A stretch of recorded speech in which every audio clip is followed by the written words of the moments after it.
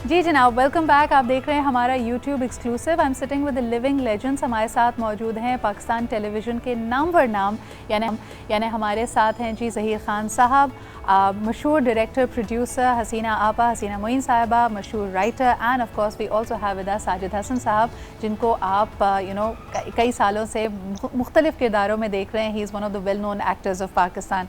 जी जनाब, जो बात की जा रही थी कि अच्छी बुरी औरत की एक जंग, एक डिबेट छिड़ी रहती है हमारे हर ड्रामे में, और उसमें स्टीरियोटाइपिंग बहुत ज़्यादा हो रही है। लेकिन गुफ्तगू वहाँ से शुरू करेंगे कि कॉमेडी बहुत मुश्किल है, और आज ऐसा लगता है कि एक माशरे के तौर पे, सोसाइटी के तौर पे हम हंसना भूल गए हैं। हमारे यहाँ लड्डू की लेडी टाइप ड्रामे बन रहे हैं। इस पे क्या कहते हैं ज़हीर साहब, क्या कहेंगे आप? देखिए, मैं आपको कह रहा था कि कॉमेडी के लिए जी। एक तो वक्त बहुत चाहिए, हाँ और जी। कॉमेडी जो है, ये जो सीरियस ड्रामा और सीरियस बात से ज़्यादा मुश्किल काम है किसी को हंसाना, और किसी के चेहरे पे सिर्फ मुस्कुराहट भी ले आना सही। बहुत बड़ी बात है। तो मैं ये कह रहा था कि उस वक्त जो लोग भी टेलीविज़न के अंदर थे, प्रोड्यूसर, और जो छोटे छोटे खाके भी लिखते थे, मोस्टली सारे गैर शादीशुदा थे।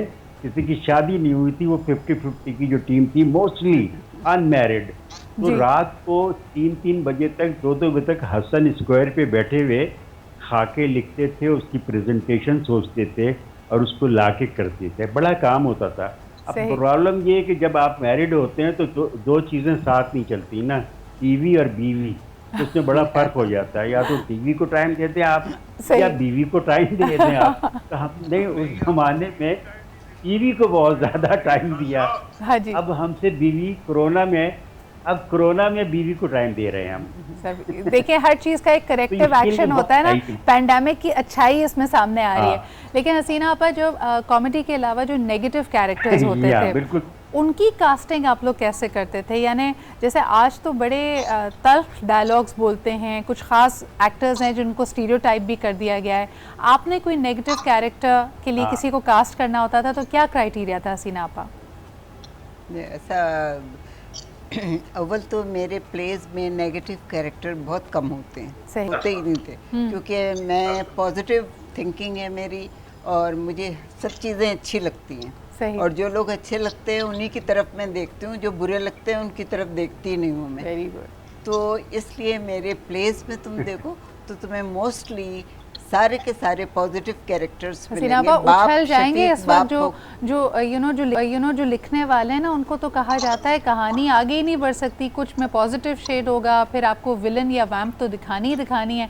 आपने क्लासिक्स लिखे जिसमें नेगेटिव कैरेक्टर्स ही नहीं होते थे। मैं ये ज़रूरी नहीं है कि आपके लिए कहानी को आगे बढ़ाने के लिए वैम का आना या विलन का आना बहुत ज़रूरी है, ये ज़रूरी नहीं है। हाँ। कहानी का अंदाज़ होना चाहिए कि किस तरह आगे बढ़ेगी कहानी। सही। सही। तो उसमें तो कास्टिंग में तो खैर हम लोग बहुत पर्टिकुलर होते थे। ज़हीर को पता है, ज़हीर बैठे हैं, साजिद बैठे हैं, कि एक एक को टेस्ट करके, बाकायदा चेक करके, उनसे बुलवा के, देख के फिर लिया जाता था। इसीलिए यानी नौकर का कैरेक्टर भी होता था तो उस पर भी हम गौर करते थे कि ये ठीक बोल रहा है, वो ज़बान जो हमने लिखी है। हाँ। जैसे अक्का बुआ का किरदार तुमने शायद ना देखा हो, लेकिन जो पुराने लोग हैं उनको मालूम है कि बेगम खुर्शीद मिर्ज़ा ने कितना अच्छा किया था। सही। हालांकि वो इतनी पढ़ी लिखी खातून थी। अच्छा, मुझे बताएं कि जो लेजेंड्स हैं हमारे, जिनकी माशाल्लाह हमारी टेलीविज़न इंडस्ट्री में इतनी बड़ी बड़ी कंट्रीब्यूशंस हैं, साहिर साहब एक अभी इशू डिस्कस हो रहा था कि कॉपीराइट्स एंड रॉयल्टीज़, यानी ज़हीर साहब की प्रोडक्शंस हैं, हसीना आपा की प्रोडक्शंस हैं, कॉन्ट्रैक्ट उस वक्त होते थे कि 10 साल के बाद इसमें आपकी कोई ना कोई रॉयल्टी या कॉपीराइट की गुंजाइश मौजूद है, लेकिन हम वो वैल्यू देते नहीं हैं। और क्या इस वक्त इन चीज़ों की तरफ कोई नज़रसानी है स्टेट टेलीविज़न की या पॉलिसी मेकर्स की हमारी? देखिए, एक तो बहुत बड़ा ये जुल्म हुआ कि हमारी रॉयल्टीज़ को ख़त्म कर दिया गया। ये पीपल्स पार्टी गवर्नमेंट में राना शेख साहिबा ने किया। मैं उस ज़माने में हम लोगों ने बहुत प्रोटेस्ट किया इसके खिलाफ, और मैं बैन भी हुआ उसकी वजह से, और बहुत सारे दोस्त जो शामिल थे उनको तंग भी हुए हम, और वो चला गया और रॉयल्टी अब हमें नहीं मिलती। और इसकी वजह से पाकिस्तान में आप देखिए, ये जो आने वाला वक्त है, इसमें जितने एक्टर्स पुराने सिस्टम के साथ जुड़े हुए थे वो बहुत बुरे हाल में हैं और बहुत बुरे हाल में रहेंगे। उनका कोई सुनवाई करने वाली नहीं, और ये मुल्क रोता रहेगा जैसे मेहदी हसन साहब से लेके जिन जिन लोगों के साथ आखिरी उम्र में बुरा हुआ उनके बारे में अभी तक ये एक ट्रेंड बन गया है। अगर रॉयल्टी मिले तो हम सारे के सारे अमीर भी होते जाएं, जिस तरह से ये चैनल्स अमीर होते जा रहे हैं बहुत ज्यादा। रॉयल्टी इज आवर राइट, एक ह्यूमन राइट है, उसको देना चाहिए। अब एक मिनट के लिए मैं जरा हसीना पे आना चाहता हूँ। देखिए हम हसीना के बारे में बात कर रहे हैं जी। हसीना आपा को आप जिस तरह से इनका आपने साइकी देखी, आपने जिस तरह से इनकी बातें सुनी एज अ राइटर, हसीना आपा को मैं लाइकन करता हूँ to Barbara Cartland, Dame Barbara Cartland. Yes, वो भी मिल्स बून्स अगर आप में पढ़ी हो तो वो भी बहुत ही एक खास किस्म का माहौल और उसमें तहजीब, एक दूसरे का रख रखाव, ये चीजें तो अब ये पीरियड पीस कहलाते हैं उस जमाने के। तो बाबरा कार्टलैंड और हमारी हसीना आपा की जो सोच है बहुत मिलती जुलती है। आपने बिल्कुल सही कहा। मुझे बल्कि याद आ रहा है सारे साहब, एक इंटरव्यू मेरे ख्याल में नादिया खान ने या वन ऑफ द होस्ट ने हसीना आपा क्या किया था और उनसे सवाल ये किया था कि आपके जो कैरेक्टर्स होते हैं, आपकी जो हीरोइन होती है वो बड़ी चुलबुली सी भुट्टा खाने वाली हीरोइन क्यों होती है हमेशा?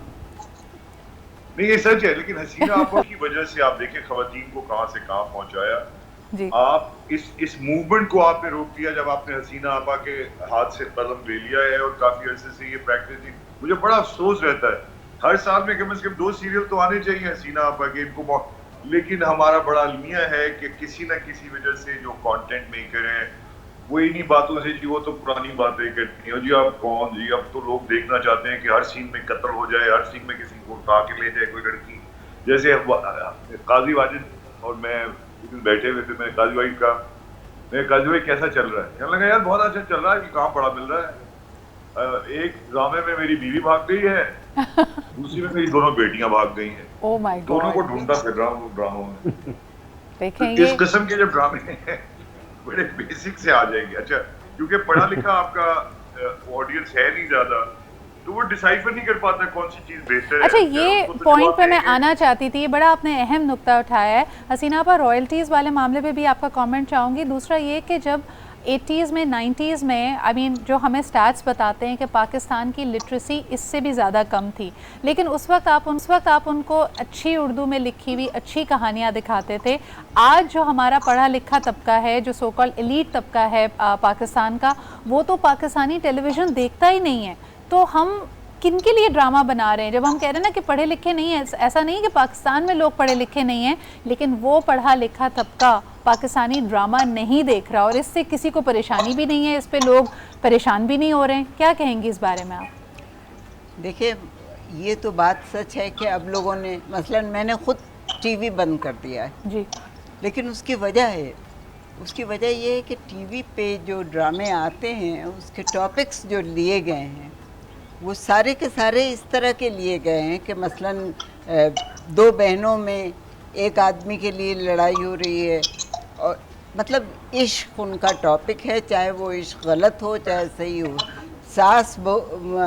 एक बहू ससुर के साथ इश्क हो रहा है जो कि बिल्कुल बर्दाश्त होना नहीं चाहिए हमारे माशरे में, लेकिन वो भी चल रहा है आजकल।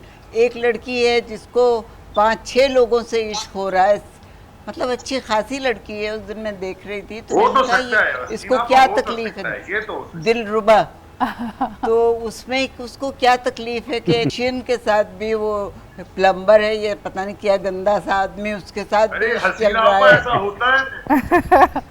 अच्छा, ये फिर ये डिबेट हो जाती है कि ऐसा होता है या नहीं होता। अगर होता भी है तो हमारे प्राइम टाइम पे क्यों हो रहा है, ये सवाल आता है। ज़हीर साहब, आपका लास्ट कमेंट लूंगी before I close this segment.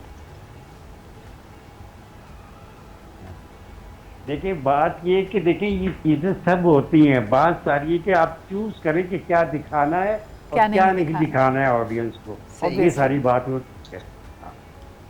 बिल्कुल सही कह रहे हैं। इसी के साथ हमारे साथ मौजूद थे जी पाकिस्तान टेलीविज़न इंडस्ट्री के 3 बहुत बड़े नाम, और उम्मीद यही है कि इनके तजुर्बे से, इनका जो एक्सपीरियंस है उससे सीख लेते हुए we can take the Pakistani drama to new heights. हम देख सकते हैं कि तुर्की की अगर बात की जाए, $68 बिलियन की सिर्फ उनकी कंटेंट की एक्सपोर्ट्स हैं पूरी दुनिया में। So this is flourishing arts, ज़िंदगी की और ख़ास तौर पर पाकिस्तानी माशरे की, पाकिस्तानी तहज़ीब की बेहतरीन अक्कासी करते हुए ये हमारे सफ़ी अमीर हैं and we must render them the support. इसी के साथ शुक्रिया अदा करना चाहूँगी ज़हीर खान साहब का, हसीना मोइन साहिबा का और साजिद हसन साहब का for joining us this morning. मुझे इजाज़त दीजिए, खुदा हाफ़िज़।